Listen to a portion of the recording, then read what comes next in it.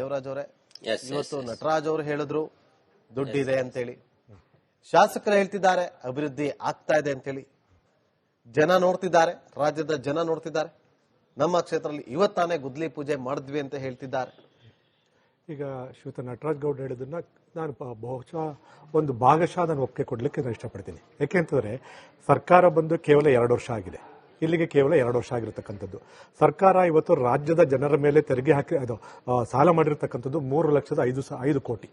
3,05,000 ಕೋಟಿಯನ್ನ ಇವತ್ತಿನ ದಿವಸ ಕೇವಲ 2 ವರ್ಷಕ್ಕೆ ಹಾಕಿರ್ತಕ್ಕಂಥದ್ದು. ಇನ್ನು 3 ವರ್ಷದ ಗತಿ ಏನಾಗುತ್ತೋ ಗೊತ್ತಿದ್ದಿಲ್ಲ.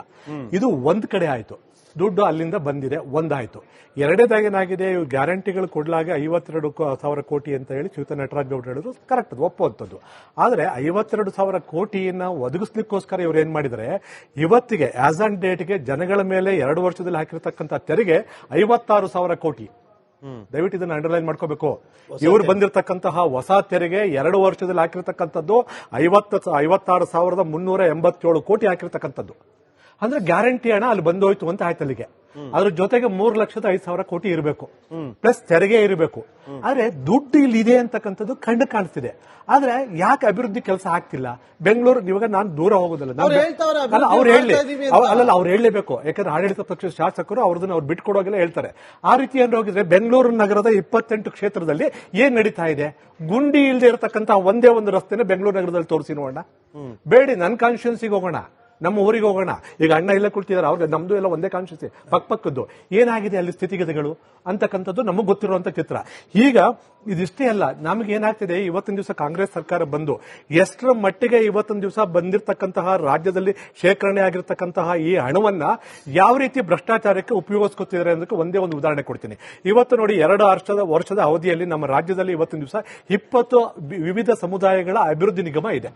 ಬೇರೆ ಬೇರೆ ಜನಾಂಗಗಳ 20 ಅಭಿವೃದ್ಧಿ ನಿಗಮಗಳು ಇವೆ. ಅವಕ್ಕೆ ಎಲ್ಲೂ ಸಹ 25 ಕೋಟಿ ಮೇಲೆ ಎಲ್ಲೂ ಯಾರಿಗೂ ದುಡ್ಡು ಕೊಟ್ಟಿದ್ದಿಲ್ಲ. ಆದ್ರೆ ವಾಲ್ಮೀಕಿ ಅಭಿವೃದ್ಧಿ ನಿಗಮಕ್ಕೆ 187 ಕೋಟಿ ಕೊಟ್ಟರು. ಈ 2 ವರ್ಷದ ಅವಧಿಯಲ್ಲಿ ಯಾವುದೇ ನಿಗಮಕ್ಕೆ 25 ಕೋಟಿ ಮೇಲೆ ಯಾರಿಗೂ ಕೊಟ್ಟಿಲ್ಲ. ಆದ್ರೆ ಕೊಟ್ಟಿರ್ತಕ್ಕಂಥದ್ದು ವಾಲ್ಮೀಕಿ ಅಭಿವೃದ್ಧಿ ನಿಗಮಕ್ಕೆ. ಅಲ್ಲೇ ಹಗರಣ ಆಗುತ್ತೆ. ಹಗರಣ ಆಗೋದಲ್ಲಿ ನೇರವಾಗಿ ಟ್ರೆಜರಿಯಿಂದ ಡ್ರಾ ಮಾಡಿ ಬೇರೆ ಬ್ಯಾಂಕ್ಗೆ ಕಾನೂನು ಬಾಹಿರವಾಗಿ ಡ್ರಾ ಮಾಡಿ ಅದನ್ನು ತೆಗೆದು ಆಂಧ್ರ ಕಳಿಸಿ, ಆಂಧ್ರದಿಂದ ಬಳ್ಳಾರಿ ಶಾಸಕರ ಕ್ಷೇತ್ರಗಳಲ್ಲಿರ್ತಕ್ಕಂಥ ಜನರಿಗೆ ತಲುಪೋ ರೀತಿ ಮಾಡ್ತಾರೆ. ಇದು ಭ್ರಷ್ಟಾಚಾರದ ಅತಿರೇಕಕ್ಕೆ ಒಂದು ಉದಾಹರಣೆ. 2ನೇ ಉದಾಹರಣೆ ನಿಮಗೆ ಕೊಡ್ತೀನಿ. ಇವತ್ತೇನಾಗಿದೆ, ಇವು ಯಾವ ರೀತಿ ನಮ್ಮ ತೆರಿಗೆ ಹಣವನ್ನ ಇವರು ಭ್ರಷ್ಟಾಚಾರಕ್ಕೆ ಬಳಸಿದ್ದಾರೆ ಅಂತಕ್ಕಂಥದಕ್ಕೆ ಒಂದೇ ಒಂದು. ಇವತ್ತು 36,700 ಮನೆಗಳನ್ನ ಇವರು ಕಟ್ಟಿದ್ದಾರೆ, ಹಂಚಿಕೆ ಮಾಡಿದ್ದಾರೆ ಅಂತಕ್ಕಂಥದ್ದನ್ನ ಶ್ರೀಯುತ ಜಮೀರ್ ಅವರು ಅದನ್ನು ಹೇಳ್ತಿದ್ದಾರೆ. ಮಾಡಿರ್ತಕ್ಕಂಥದ್ರಲ್ಲಿ ಯಾವ ರೀತಿ ಮಾಡಿದ್ರು, ಅಲ್ಲಿರ್ತಕ್ಕಂಥ ಶಾಸಕರ ಶಿಫಾರಸಿನ ಪತ್ರದ ಮೇರೆಗೆ ಹಂಚಿಕೆ ಆಗಿದ್ದಿಲ್ಲ, ಪಂಚಾಯಿತಿಯ ಅಧ್ಯಕ್ಷರ ಶಿಫಾರಸಿನ ಮೇರೆಗೆ ಹಂಚಿಕೆ ಆಗಿದೆ. ಅದೇ ಇವತ್ತಿನ ದಿವಸ ದೊಡ್ಡ ವಿಚಾರ ಆಗಿರ್ತಕ್ಕಂಥದ್ದು. ಹಂಚಿಕೆ ಆದ ಮೇಲೆ ಪಂಚಾಯಿತಿ ಅಧ್ಯಕ್ಷರು ಆ ಊರಿನಲ್ಲಿ ಕುಳಿತುಕೊಂಡು ಪಂಚಾಯಿತಿ ವ್ಯಾಪ್ತಿಯಲ್ಲಿ ಇರ್ತಕ್ಕಂಥವ್ರನ್ನ ಕರೆಸಿ ಒಂದೊಂದು ಮನೆಗೆ 10,000ದಿಂದ 30,000ವರೆಗೂ ಆಗುತ್ತೆ. ನೀವೇ ಅದನ್ನ ಮನೆ ತೋರಿಸಿದ್ರೆ ಚಾನಲ್ ಅಲ್ಲಿ ನಾನು ನೋಡ್ತಾ ಇದ್ದೆ. ಜನಗಳು ಮಾತನಾಡ್ತಿರ್ತಕ್ಕಂಥದ್ದು, ಪಂಚಾಯಿತಿ ಅಧ್ಯಕ್ಷರು ಪಂಚಾಯಿತಿ ಮೆಂಬರ್ಸ್ ಕುಳಿತಿರ್ತಕ್ಕಂಥದ್ದನ್ನ ಸ್ಪಷ್ಟವಾಗಿ ಲೈವ್ ಅಲ್ಲಿ ತೋರಿಸಿದ್ರಿ. ರಾಜ್ಯದ ಜನತೆ ಕುಳಿತುಕೊಂಡು ನೋಡೋದನ್ನ 10,000ದಿಂದ 30,000 ಒಂದು ಮನೆಗೆ ಇವತ್ತಿನ ದಿವಸ ಭ್ರಷ್ಟಾಚಾರ ನಡೀತಿದೆ. ಅದಕ್ಕೆ ಹೊಣೆ ಯಾರು? ವಾಲ್ಮೀಕಿ ಅಭಿವೃದ್ಧಿ ನಿಗಮದಲ್ಲಿ ಭ್ರಷ್ಟಾಚಾರ ಆದ್ರೆ ಶ್ರೀಯುತ ನಾಗೇಂದ್ರ ಅವರು ಹೊಣೆ ಅಲ್ಲ. ಮೂಡಾದಲ್ಲಿ ಭ್ರಷ್ಟಾಚಾರ ಆದ್ರೆ ಮುಖ್ಯಮಂತ್ರಿಗಳು ಮತ್ತೆ ಅಲ್ಲಿನ ನಗರಾಭಿವೃದ್ಧಿ ಸಚಿವರು ಹೊಣೆ ಅಲ್ಲ. ಈಗ ವಸತಿ ಸಚಿವರ ಇಲಾಖೆಯಲ್ಲಿ ಭ್ರಷ್ಟಾಚಾರ ಆದ್ರೆ ವಸತಿ ಸಚಿವರು ಇದಕ್ಕೆ ಹೊಣೆ ಅಲ್ಲ. ಈಗ ಇನ್ನೂ ಮುಂದೆ ಹೋಗಿ ಏನಾಗಿದೆ, ಬಹುದೊಡ್ಡ ಇವತ್ತು ನಿಮ್ಮ ಚಾನೆಲ್ ನಲ್ಲಿ ಈ ವಿಷಯವನ್ನು ಬ್ರೇಕ್ ಮಾಡ್ತಿದ್ದೀನಿ. ದಯವಿಟ್ಟು ನನ್ನ ಕಾಂಗ್ರೆಸ್ ವಕ್ತಾರರು ಇದಕ್ಕೆ ಉತ್ತರವನ್ನು ಕೊಡಬೇಕು. ಇವತ್ತೇನಾಗಿದೆ, ಅಲ್ಪಸಂಖ್ಯಾತರ ಪ್ರಶ್ನೆ ಆಗಿತ್ತು, 650 800 ಇವತ್ತು ಹೇಳ್ತೀನಿ ಕೇಳಿ. 800 ನಿಮಗೆ ನನ್ನ ಲೆಕ್ಕ ಹಾಕೊಂಡ್ ಇವತ್ತು ಅದು ಸ್ವಲ್ಪ ಮಾಹಿತಿ ವ್ಯತ್ಯಾಸ ಆಯ್ತು. 861.83 ಕ್ರೋರ್ಸ್. ಹೇಗೆ ನಾನು ಹೇಳ್ತೀನಿ ಕೇಳಿ. ನಮ್ಮ ರಾಜ್ಯದಲ್ಲಿ ಏನಾಗಿದೆ, 23-24 ಒಂದು ಇದರಲ್ಲಿ ಸಾಲಿನಲ್ಲಿ ಏನಾಯ್ತು, ಮಾನ್ಯ ಮುಖ್ಯಮಂತ್ರಿಗಳು ಏನ್ ಮಾಡಿದ್ರು, 1,000 ಕೋಟಿ ರೂಪಾಯಿಗಳನ್ನ ಏನು ಅಲ್ಪಸಂಖ್ಯಾತರ ಕಾಲೋನಿಗಳು, ಬಹಳಷ್ಟು ಹಿಂದುಳಿದಿರ್ತಕ್ಕಂಥ ಕಾಲೋನಿಗಳಲ್ಲಿ ಅಭಿವೃದ್ಧಿ ಕೆಲಸ ಮಾಡ್ಲಿಕ್ಕೋಸ್ಕರ ಅನುಮೋದನೆಯನ್ನು ಕೊಟ್ಟಿದ್ದಾರೆ. ಅದ್ರ ಬಗ್ಗೆ ತಕರಾರಿದ್ದಿಲ್ಲ. ಆದ್ರೆ ಏನಾಗುತ್ತೆ, ಅದನ್ನು ಮಾಡಿದಂತದ್ದು ಎಷ್ಟೊತ್ತಿಗೆ 3 ವರ್ಷದ ಅವಧಿಗೆ ಮಾಡ್ತಾರೆ. 3 ವರ್ಷದ ಅವಧಿಗೆ ಮಾಡ್ತಾರೆ ಅಂದ್ರೆ ಏನು, 3 ವರ್ಷ 24 ಅಂದ್ರೆ 27ವರೆಗೂ ಆ ಯೋಜನೆ ಚಾಲ್ತಿಯಲ್ಲಿದೆ. ಈ ಯೋಜನೆ ಚಾಲ್ತಿಯಲ್ಲಿ ಇದ್ರೂ ಸಹ ಅಲ್ಲಿನ ಸಚಿವರ ಶಿಫಾರಸಿನ ಮೇರೆಗೆ ಅಲ್ಲಿರ್ತಕ್ಕಂತಹ ಪ್ರಿನ್ಸಿಪಲ್ ಸೆಕ್ರೆಟರಿ ಅಲ್ಪಸಂಖ್ಯಾತರ ವಿಭಾಗದ ಒಂದು ಇಲಾಖೆಯ ಒಂದು ಪ್ರಿನ್ಸಿಪಲ್ ಸೆಕ್ರೆಟರಿಯ ಒಂದು ಆದೇಶದ ಮೇರೆಗೆ ಆ ಒಂದು ಕಾಪಿಯೂ ಸಹ ಇಲ್ಲಿದೆ. ಆದೇಶದ ಮೇರೆಗೆ ಮೊದಲನೇ ಸಲ ಏನ್ ಮಾಡ್ತಾರೆ 625 ಕೋಟಿ ಸ್ಯಾಂಕ್ಷನ್ ಮಾಡ್ತಾರೆ. ಎರಡನೇ ಸಲ ಏನ್ ಮಾಡ್ತಾರೆ 236.81 ಕ್ರೋರ್ ಸ್ಯಾಂಕ್ಷನ್ ಮಾಡಿ ಆ ಅಮೌಂಟ್ ನ ಯಾವುದೇ FD ಇಂದ ಅನುಮೋದನೆ ಇಲ್ಲ, ಮಾನ್ಯ ಮುಖ್ಯಮಂತ್ರಿಗಳ ಗಮನಕ್ಕೆ ಮೊದಲೇ ಬಂದಿಲ್ಲ, ಅನುಮೋದನೆ ಇಲ್ಲ. ಬರ್ದೇನೆ ಒಟ್ಟು 861.83 ಕ್ರೋರ್ಸ್ ಅನ್ನ ಇವತ್ತೊಂದು ದಿವಸ ಖರ್ಚು ಮಾಡಿದೀವಿ ಅಂತಕ್ಕಂಥದ್ದನ್ನ ಹೇಳ್ತಾವ್ರೆ. ಈಗಾಗಲೇ ಚಾಲ್ತಿಯಲ್ಲಿರ್ತಕ್ಕಂತಹ ಒಂದು ಯೋಜನೆಯಲ್ಲಿ 1,000 ರೂಪಾಯಿ ಇನ್ನೂ ವೆಚ್ಚ ಆಗಿಲ್ಲದೆ ಇದ್ದಾಗ ನೀವು ಇದನ್ನ FD ಅನುಮೋದನೆ ಇಲ್ಲದೆ ಮುಖ್ಯಮಂತ್ರಿಗಳ ಅನುಮೋದನೆ ಇಲ್ಲದೆ ಹೇಗೆ ನೀವು ಇದನ್ನು ಖರ್ಚು ಮಾಡಿದ್ರಿ? ಅದೇ ಕೆಲಸಕ್ಕೆ, ಯಾವ ಕೆಲಸಕ್ಕೆ, ಯಾವ ಯೋಜನೆ ನಿಗದಿ ಮಾಡಿದ್ರು, ಯಾವ ಯೋಜನೆಗೆ ಅನುಮತಿ ಕೊಟ್ಟಿದ್ರು, ಆ ಯೋಜನೆಗೆ ಅಡಿಷನಲ್ ಆಗಿ ಹೇಗೆ ನೀವು ಮಾಡಿದ್ರಿ? ದುಡ್ಡು ತಿನ್ನೋ ದರಿದ್ರ ಬಂದಿಲ್ಲ ಅಂತ ಆ ಹೇಳಿದ್ರು. ದರಿದ್ರ ಸ್ಥಿತಿ, ದಯನೀಯ ಸ್ಥಿತಿ ಇವತ್ತಿನ ದಿವಸ ಕಾಂಗ್ರೆಸ್ ಪಕ್ಷಕ್ಕೆ ಬಂದಿದೆ. ಅಷ್ಟು ಮಟ್ಟಿಗೆ ಭ್ರಷ್ಟಾಚಾರ ಇಲ್ಲ. ಅಲ್ಲ ಸಚಿವರೇ ದೇವರಾಜ್ ಅವರು ಒಂದು ಗಂಭೀರವಾದಂತಹ ಆರೋಪವನ್ನ ಮಾಡ್ತಾ ಇದ್ರು.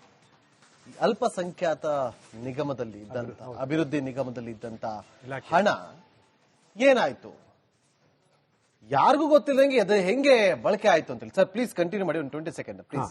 ಖಂಡಿತ ಸರ್. ಈಗೇನಾಗಿದೆ, ಈ ಅಲ್ಪಸಂಖ್ಯಾತರ ಒಂದು ವಿಭಾಗದಲ್ಲಿ ಆಗಿರ್ತಕ್ಕಂತಹ ಇದು ಅವ್ಯವಹಾರ. ಇದು ನಮಗೆ ಸದನಕ್ಕೆ ಮಾನ್ಯ ವಸತಿ ಸಚಿವರು ಶ್ರೀಯುತ ಜಮೀರ್ ಅಹಮದ್ ಅವರು ಹೇಳ್ತಾರೆ, ನಮಗೆ 1,000 ಕೋಟಿ ಅನುದಾನ ನಮಗೆ ಆಗಿದೆ, ಅದಕ್ಕೆ ಕ್ರಿಯಾ ಯೋಜನೆಯನ್ನು ರೂಪಿಸಿದೀವಿ, ಅದಕ್ಕೆ ನಾವು ಮಂಜೂರಾತಿಯನ್ನು ಕೊಡ್ತಿದ್ವಿ, ಶಾಸಕರ ಕೋರಿಕೆ ಮೇರೆಗೆ ಇದನ್ನು ಹಂಚಿಕೆ ಮಾಡ್ತೀವಿ ಅಂತ ಹೇಳಿ 180 ಕ್ಷೇತ್ರಗಳಿಗೆ ಹಂಚಿಕೆ ಮಾಡಬೇಕಾಗಿತ್ತು ಇದನ್ನ.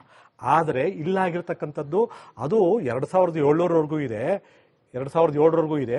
ಹಾಗಾಗಿ ಇದನ್ನ ಒಂದ್ ಕಡೆ ಎತ್ಕೊಳ್ಳಿ. ಇನ್ನು ಮಧ್ಯದಲ್ಲಿ ಏನ್ ಮಾಡಿದ್ದಾರೆ, ಮಾನ್ಯ ಮುಖ್ಯಮಂತ್ರಿಗಳ ಅನುಮೋದನೆ ಇಲ್ಲದೆ, FD ಅನುಮೋದನೆ, ಆರ್ಥಿಕ ಇಲಾಖೆಯ ಅನುಮೋದನೆ ಇಲ್ಲದೆ ಸರಿಸುಮಾರು 861 ಕೋಟಿ ರೂಪಾಯಿ ಇವತ್ತಿನ ದಿವಸ ಡ್ರಾ ಮಾಡಿದ್ದಾರೆ. ಇದಕ್ಕೆ ನೇರ ಹೊಣೆ ಮಾನ್ಯ ವಸತಿ ಸಚಿವರು ಮತ್ತೆ ಆ ಇಲಾಖೆಯ ಪ್ರಿನ್ಸಿಪಲ್ ಸೆಕ್ರೆಟರಿ ಮತ್ತೆ ಅವರ ಆಪ್ತ ಕಾರ್ಯದರ್ಶಿ. ಇದಕ್ಕೆ ನೇರವಾಗಿ ಹೊಣೆ ಹೊತ್ತು ಇವತ್ತಿನ ದಿವಸ ರಾಜೀನಾಮೆ ಇಷ್ಟೊಳಗಡೆ ಕೊಡಬೇಕಾಗಿತ್ತು.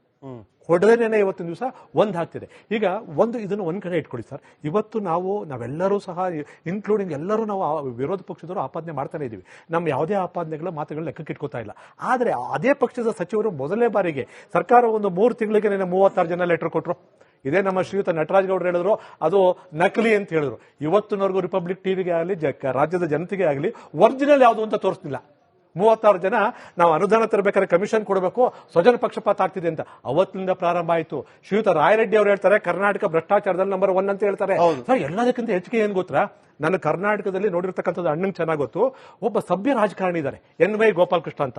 ಎಂತ ವ್ಯಕ್ತಿ ಅಂತಂದ್ರೆ ಯಾವುದೇ ಕಾರಣಕ್ಕೂ ಅಂತ ಸಭ್ಯ ರಾಜಕಾರಣಿನ ನಾನು ಯಾವುದೇ ಪಕ್ಷ ಆಗಿರಲಿ ನಾನು ಒಪ್ಕೋತೀನಿ ಅದನ್ನ. NY ಗೋಪಾಲಕೃಷ್ಣ ಅಂತ, ಯಾಕಂದ್ರೆ ಅವ್ರ ಮನತನ ಇದೆಯಲ್ಲ NY ಹನುಮಂತಪ್ಪನವರು ಅಂತ ಹೇಳಿ, ಒಳ್ಳೆ ದೊಡ್ಡ ಮನತನ ಅದು. ಆ ಮನತನದಿಂದ ಬಂದಂತ ವ್ಯಕ್ತಿ ಸಭ್ಯ ರಾಜಕಾರಣಿ. ಆ ವ್ಯಕ್ತಿ ಎಂದು ಮಾತನಾಡದೇ ಇರತಕ್ಕಂಥವ್ರು ನಾನು ಅಭಿವೃದ್ಧಿ ಮಾಡ್ಲಿಕ್ಕೆ ಆಗ್ತಿದ್ದಿಲ್ಲ, ನಾನು ಶಾಲೆ ಕಟ್ಸಕ್ಕಾಗಲಿಲ್ಲ ಅಂತ ಕಣ್ಣೀರಾಗ್ತಿದ್ದಾರೆ ಪಬ್ಲಿಕ್ ಅಲ್ಲಿ. ಆದ್ರೂ ಇವತ್ತಿನ ದಿವಸ ಮಂತ್ರಿಗಳು ಇವತ್ತಿನ ದಿವಸ ಡಿಫೆಂಡ್ ಮಾಡ್ಕೋತಾರೆ ಅಂತಂದ್ರೆ ನಿಜಕ್ಕೂ ಈ ಸರ್ಕಾರ ಲಜ್ಜೆಗೆಟ್ಟ ಸರ್ಕಾರ ಅಂತಕ್ಕಂಥದ್ದು ನನಗೆ ಅನಿಸ್ತಿದೆ. ಈಗ ನೋಡ್ರಿ, ವಸತಿ ಇಲಾಖೆಯಲ್ಲಿ ಎಲ್ಲಾ ಕ್ಷೇತ್ರಗಳಿಗೆ ಅನುದಾನ ಕೊಟ್ಟು ಅಲ್ಪಸಂಖ್ಯಾತರ ಕೇರಿಗಳಿಗೆ ಅಭಿವೃದ್ಧಿ ಆಗಬೇಕು ಅಂತ ಬಿಟ್ಟಿರುವಂತದ್ದು ನೋಡಿ. ಅದು ಕ್ರಿಯಾ ಯೋಜನೆ ಆಗಿ ಆರ್ಥಿಕ ಅಪ್ರೂವಲ್ ತಗೊಂಡೇ ಮಾಡ್ಲಿಕ್ಕೆ ಸಾಧ್ಯ ಆಗೋದು, ಇಲ್ಲದ್ರೆ ಮಾಡ್ಲಿಕ್ಕೆ ಸಾಧ್ಯ ಆಗೋದಿಲ್ಲ. ವ್ಯವಸ್ಥೆ ಇದೆ. ನಂಬರ್ 1. ನಂಬರ್ 2, ವಸತಿ ಇಲಾಖೆ ಭ್ರಷ್ಟಾಚಾರ ಆಗಿದೆ. 10,000 ಕೊಟ್ರೆ 20,000 ಮಾತ್ರ ಮನೆ ಅಧಿಕಾರ ವಿಕೇಂದ್ರೀಕರಣ ಶುರು ಮಾಡ್ತೀನಿ.